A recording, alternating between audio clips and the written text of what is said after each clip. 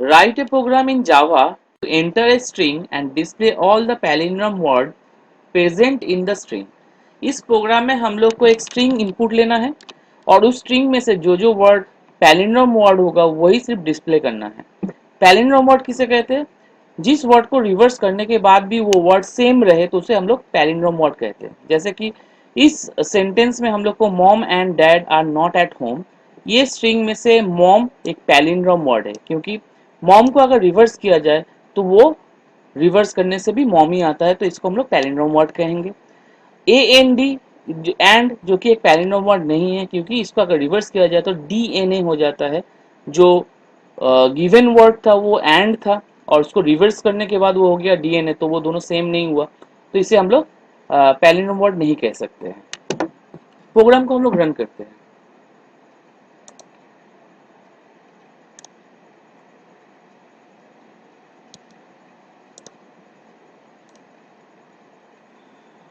जैसे कि उस स्ट्रिंग में से दो ही वर्ड सिर्फ डिस्प्ले कर रहा है, मॉम एंड डैड।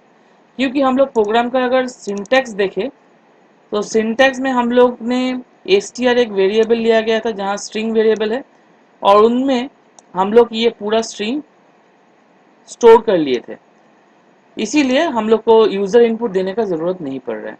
उसके बाद हम लोग कुछ वेरिएबल लिया गया है wd में हम लोग को वर्ड स्टोर करना है, rwd में रिवर्स वर्ड को स्टोर करना है, एक chr कैरेक्टर स्टोर करने के लिए एक chr वेरिएबल लिया गया है, लेंथ के लिए लेन वेरिएबल लिया गया है, आई जो कि लूप को इंडिकेट करेगा, और wd में एम्प्टी स्ट्रिंग मतलब इसमें कुछ नहीं है, वैकेंट है, और rwd में वैसे ही एम्प्टी स्ट्रिंग से इनिशियलाइज किया गया है।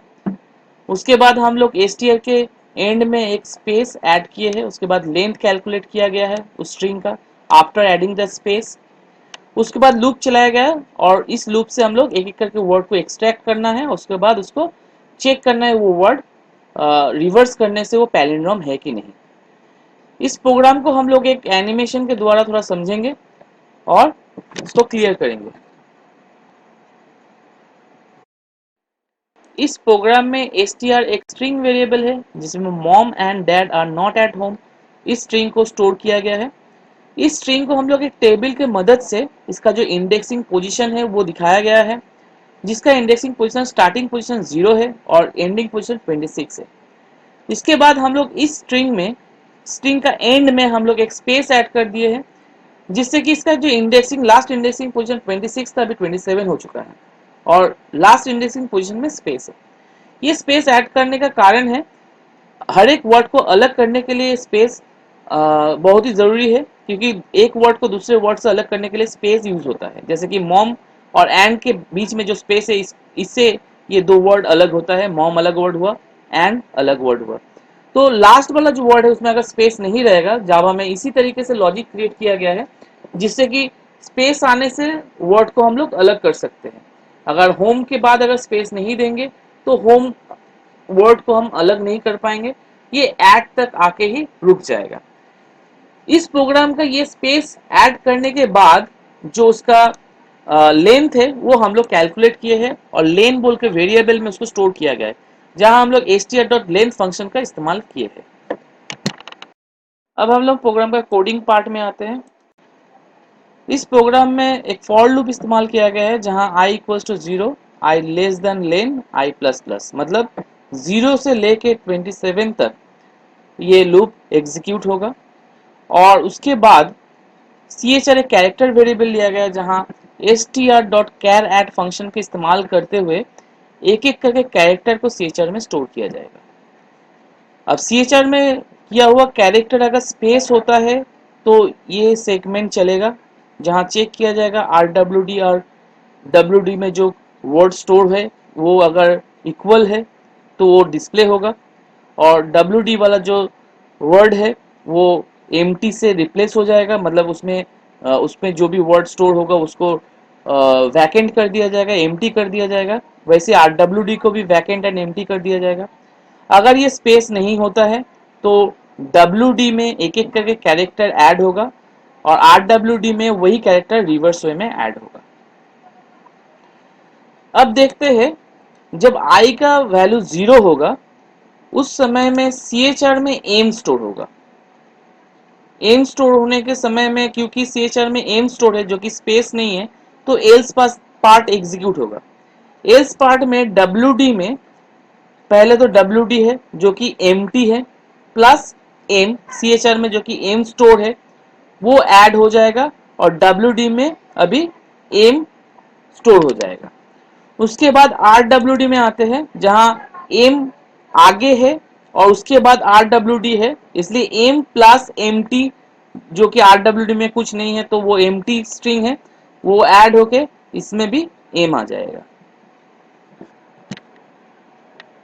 उसके बाद हम लोग जब आई का वैल्यू इंक्रीमेंट होगा होने के बाद 1 हो जाएगा जो कि इंडेक्सिंग पोजीशन 1 दिखा रहा है, और उसके बाद जो CHR में स्टोर होगा वो होगा O। तो CHR में O है मतलब ये स्पेस नहीं है, तो एल्स पार्ट फिर से एग्जीक्यूट होगा। एल्स पार्ट में WD जैसे कि पिछले लूप से हम लोग को WD में स्टोर हुआ था M, और अभी CHR में है O, तो M प्लस O होके WD में स्टोर हो जाएगा MO।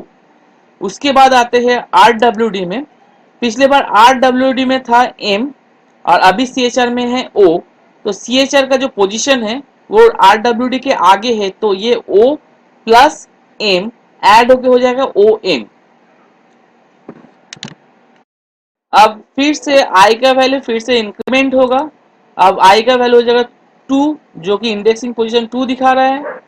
उसके बाद उसी समय CHR में स्टोर हो जाएगा M, जो इंडेक्सिंग पोजीशन 2 का जो कैरेक्टर है M वो CHR में स्टोर हो जाएगा।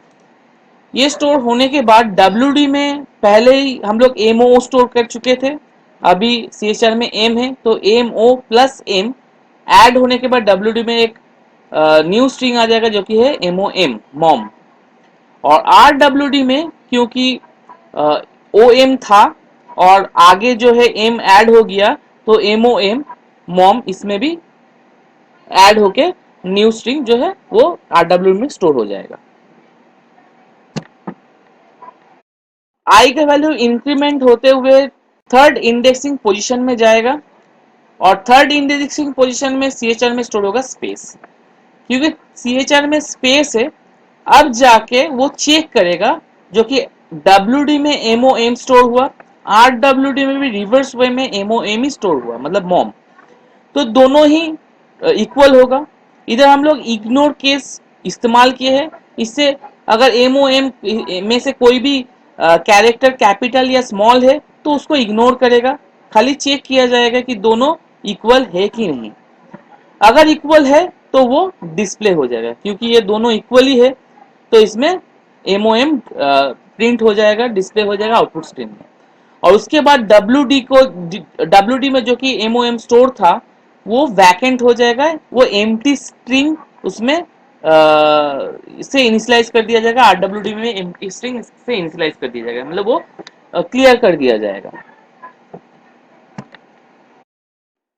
आई का वैल्यू इंक्रीमेंट होने के बाद आई का जो इंडेक्सिंग पोजीशन है वो 4 है, और उस इंडेक्सिंग पोजीशन से CHR में कैरेक्टर स्टोर होगा A।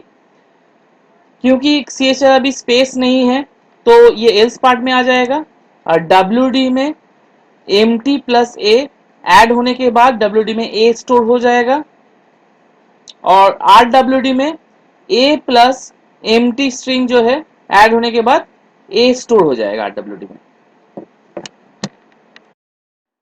I का वैल्यू फिर से इंक्रीमेंट होगा, I का इंडेक्सिंग पोजीशन 5 होगा, और 5 का इंडेक्सिंग पोजीशन से CHR में स्टोर हो जाएगा N कैरेक्टर। N कैरेक्टर जो कि स्पेस नहीं है फिर से एल्स पोजीशन में आएगा, और WD में पिछले बार स्टोर था A और प्लस N ऐड होने के बाद AN WD में स्टोर हो जाएगा, और RWD में N प्लस A ऐड होने के बाद NA स्टोर हो जाएगा।